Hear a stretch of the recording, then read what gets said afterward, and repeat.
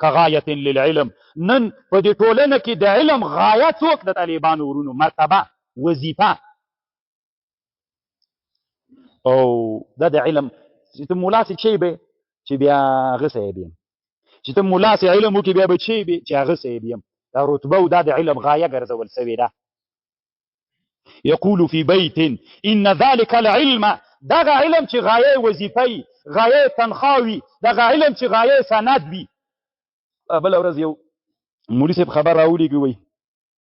د ډاکټورا او د بعض افغانستان مشرانو شیخ صاحبانو ته ډاکټورا ورکول کیږي نو یو لیست کې ته مې راسه چې ډاکټورا درکړم مې زه خپل ډاکټورانو پلارې مزيدي خي غواړم ځکه ما علم د ډاکټورا لپاره نه دا کړی زه اوس هم ډاکټور یم بیا به هم ډاکټور یم بیا به هم ډاکټور یم د ما زړه کې چې کوم درد هغه په طالبان کې ماته کیني پې پوهېږي زه سند څه کوم وظیفې پسې زه نه ګرځېږم چې وظیفه وکړم. ان ذلك العلم سم ناقع دغه علم چې رتبه مرتبه وظیفه او د تنخوا دپاره د کوي همدا غایه بلې. ان ذلك علم سم ناقع دا زهر دی وزونکي زهر دی للافراد الذي ليس لهم غايه الا حفنتان من الشعير يعني الراتب الذي يتقاضاه الموظف. دا علم د دې لپاره کوي چې میاشت را پوره سي تنخوا لپې وربشي یعنې تنخوا مې راکړه همدغه لپاره علم کوي. دا علم زهر دی ټولنه وزني. نن طالبانو تاسې فکر وکړئ علم د څه لپاره ده. سکه چې د ما کم شاګردانو ما یو نصیحت ورته وکړم طالبانو ورونو خصوصا د لویې دورې طالبانو ته مې ویل تاسې چې لاړئ خپل وطن ته موږ سکه طالبانو ورونو دلته د قرآن د زده کړې یوه اسانه طریقه مدرسه کې طالبانو ته څه استادان راغوښتلي ورته ومویلې دلته کوم طالبان چې موږ سره هغوی ته معلومات شته نو ما ورته ویلې دا اسانه قرآن یعنې په اسانه باندې خلکو ته ورزده کول چې لاړلئ دا اوس امامتي دې نه وي که نه ته پروا کوي د الله دپاره مو علم کړی جومات کې کښېنئ او اعلان وکړئ چې خلکو پر مولا نه اجازه وغواړي ځکه مولا بیا اوله دښمني د سره کوي چې دلته خو ما خدای ده ته خدای لکه مسوي نو هغه نه اجازه وغواړه کلي کې اعلان وکړي چې خلکو زمئ دا راځئ د خپل تاسې بچیو ته زه د الله دپاره قرآن وایم ته د الله دپاره قرآن ورته ووایه چې هغوی وروزل سي ته بیا ګوره دا څلور میاشتې چې وځي ته د الله دپاره ووایه دا خلک دومره بې غیرته خلک نه دي بیا وایي چې مولوي صاحب تا خو هم هېڅ هم نه کول که نه مزدوري خو دې نه کوله دا یو هم چې داسې یو 100 روپۍ په لاس کې درکېږي دا یم د الله دپاره یې ته وکړه که نه نو الله خو مه تجربه کوه که نه الله خو په ټولو امتحانونو کې کامیاب شوی نو دا کار ته وکړه که نه مولایي دې نه وي تنخوا دې نه وي ځکه تا دین دې چې دپاره زده کړی ده الله دپاره چې زه د الله دین خلکو ته ورسوم نو بیا ته وګوره چې الله عز اوس ټول دا اوس طالبانو غټ شي صاحبان دې مدرسه کې 1,000 روپۍ ورکوي کال ته چا بل ورته وایي 50,000 قسم په الله که پاتې شي که به دی پاتې شي ډېر کم انسانان به پاتې شي علت یې څه ده څه وایي طالبانو ان ذلك العلم سم ناقع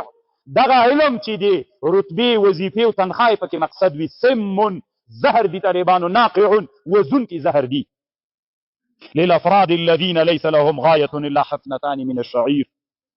اوس طالبانو ورونو په دې نننۍ زمانه کې دغه نننۍ تعلیم کې دا موږ تاسې چې کوم علم زده کوو د دې کې عیبونه کوم دي د دې یو عیب دا د طالبانو ورونو چې موږ داسې علم دې ټولنې ته غواړو ګوري طالبانو ورونو دا طالب او دا معلم باید داسې شوخ غوندې وي داسې وي طالبانو لکه آرام سمندر غوندې نه وي په دنیا کې یو بحر د طالبانو هغې ته آرام سمندر وایي دا وایم چې زه تللی یم طالبانو ورونو که نه ډېر ملګري ولو بحر ته چې لاړلو نو 2 کښتیو کې ملګري کېناستل نو کښتۍ خو بحر خو هم ډېر خطرناک دي طالبانو ورونو نو زه چې کومه کښتۍ کې ناست وم ورته مې لا بلې نه به یې مخکې کوې نو سم مو ضد سو طالبانو ورونو داسې خوند یې وکړه که نه چې ترنه مخکې سولو که نه خو ویډیو مو نشر کوم بیا دا خو افغانستان ده که نه دا بیا خو دلته خو تا نه تحمل کولی بیا طالبانو ورونو د مسلمان داسې په طبیعت کې شوخ غوندې دا بزرګینه ته تسبیح واړه نبی صلی الله علیه وسلم عمر رضی الله عنه به طالبانو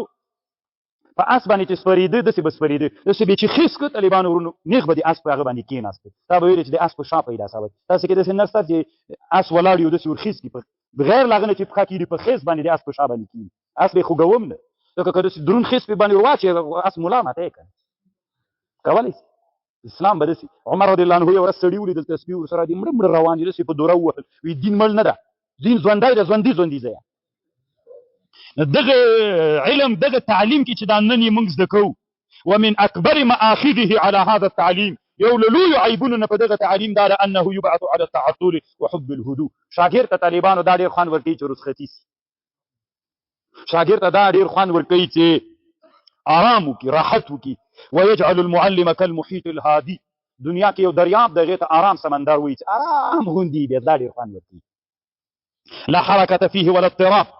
يقول في بيت رماك الله أيها المتعلم متعلم الله دي أولا بطوفان فدسي طوفان فإن بحرك هادي لا اضطراب في موجه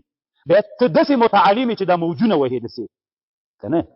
تاسو فکر وکړئ طالبان ورونو اوس که تاسو د شیخ صاحبان راواخلې لمانې نیولې تر څومره شیخ صاحبان په اس باندې سپاره سي هغسې یو ورځ یو اس راواخلې په دې باندې یو منډه ورکړي طالبان خو پرېږده څومره شیخ صاحبان په اس باندې منډه وکړلی سي قسم په الله که په سلو کې درېو نه نور زیات دې سپارم سي وایي غورځم سترګې مې تور خوري نو طالبان ورونو یو له عیبونو دی د تعلیم نه دا ده په نن عصر کې چې طالبانو علماو نه داسې انسانان ګرځولي کالمحیط الهادي دی چې په اس نسي سپرېدلی غورځېږي بیا دی سنګر ته هم نه ځي دی چې په اس نسي سپرېدلی بیا د کفر په طرف باندې بیا ډاز هم نسي کولی دی بیا د کفر په مقابل کې خبر هم نسي کولی باید ځوان نسل طالبانو شوخ تربیه سي داسې شوخ نه چې چاته ضرر ورسوي مست غوندې سړی وي باید سړی داسې څوک وي تر صحابو رضی الله عنهم د هغوی هغه وګوره که نه چې څنګه شو خلک ول رسول صلی الله علیه وسلم طالبان یو ورځ میلمه راغلی رسول صلی الله علیه وسلم ته نوی اسلام راوړي نو اوښه یې ته باندې تړلې یو صحابي د نعیمان نومیږي د نعیمان صحابي رضی الله عنه دته دا نور ملګرو ویلې که نرې د اوښه لاله کې وایي نر مې بلی وایي ووایي که رسول علیه السلام بیا خبر نه به خبرې وایي ځنې خبرې ستې طالبانو اوښه لاله کړله ستې یې همغلته کباب کړل رسول الله صلی الله علیه وسلم جومات کې ناسته هغه سره څه ورته وایي صحابي دغه ته دعوت اسلام ورکوي خو مجلس وخت نیسي سړی چې باندې راووته چې ګوري اوښه یې لاله ده هغه پوستکي پراته دي رسول الله ته بېرته په زړه ورننه رسول الله اسلام داسې په غوسه سو ویدا چا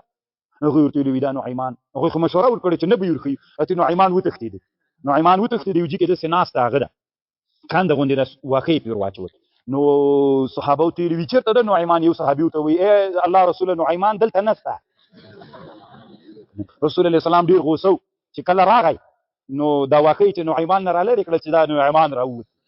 او دا مخکې داسې ګرجن مرجن غوندې دي رسول صلی الله علیه وسلم هغه ګرد له مخ نه پورته کوي ویلې راځه زه دوه دانې ورکوم ودرېد موږ تاسې داسې شوخي وکړو وایي زه دوه دانې ورکوم یو صحابي و طالبانو سویبت ابن حرمله نومېده دا ډېر ګپي و نعیمان و سویبت ابن حرمله و ابوبکر صدیق دوی په شریکه تجارت ته لاړل چې تجارت ته لاړل یو کوټه یې ونیوله په بازار کې کرایه یې ونیوله چې دوی ووتل یو ورځ دا نعیمان راغی د سویبت ابن حرمله ته یې ویلي وایي زه وږی یم د ډوډۍ راواچوه چې زه یې وخورم هغه ورته ویلي ودرې ابوبکر صدیق صاحب نه ده راغلی چې هغه راسي نو وایي زه وږی یم هغه به بیا راسي وروسته ورته وایي نه یې کوم وایي ښه زه به دې مسپک سم باندې ووتو بازار ته ورته ویلي وایي ما سره دلته یو غلام خلک غلام پسې راغلي غلام اخلي وایي غلام در باندې خرڅوم ما اخلي که نه هغه ورته ویلي ولې نه اخلو خو ګوره یوه خبر ده په اته اوښانو در باندې خرڅوم اته اوښانو باندې خو یوه خبر ده هغه داسې غلام ده چې پاړه یې غاړه کې واچي زه بیا وایي چې زه اصیل یم اخلي اوس نه واخلې بیا ماته بیا راپکروئ نه وایي زه سي استي چې هغوی راغله دروازه یې راخلاصه کړله ورته ویلې وي دغه هغه ورته ویلې راوځه ورته ویلې زه اصیل یم وایي نه دی باندې موږ پوه کړي یو دې پاړه یې غاړه کې ور واچو په بازار کې سویبت ابن حرمله روان کړی شر و شور جوړ سو اته اوښې ده ته زه چوک کړل یې خوان ابوبکر صدیق رضی الله عنه راغی هغه ورته ویلې زوی مو مړ سه دا رسول الله صحابي ده و سړیه دا ګپ یې در باندې جوړ کړی طالبان داسې د نن عصر د تعلیمي نصاب